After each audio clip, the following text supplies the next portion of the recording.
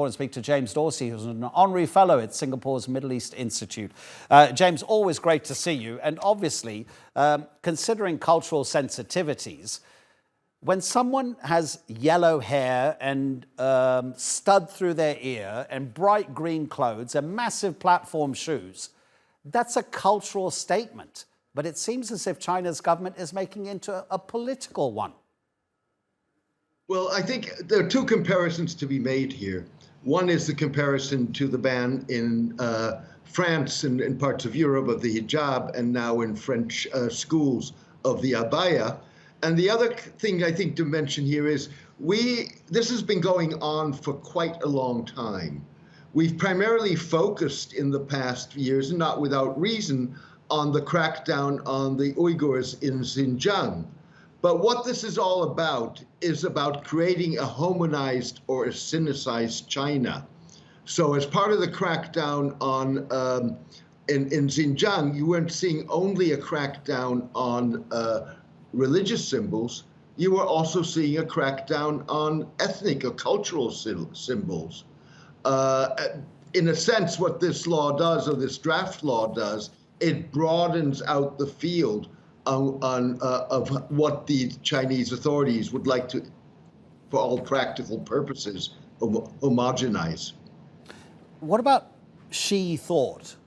You know that book that came out a few years ago, which has been simplified as a title just to be She Thought.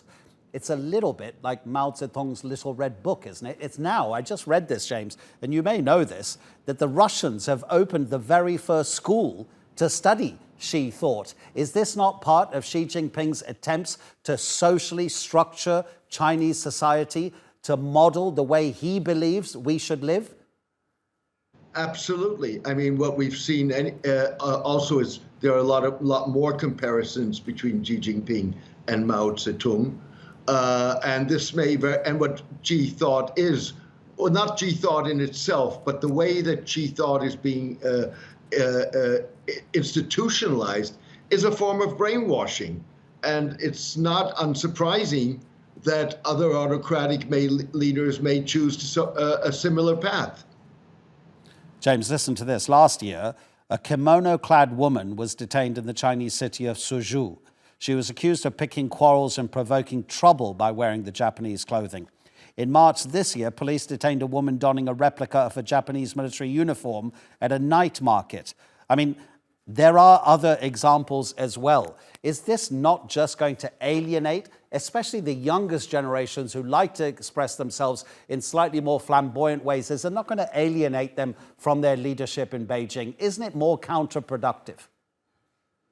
Well, first of all, it's hard to gauge public opinion in China, but I would assume that this is going to add on to a youth that already feels it has a bleak prospects given the economic situation and the inability of many people to find the kind of, and young people, the kind of jobs that they would like to find.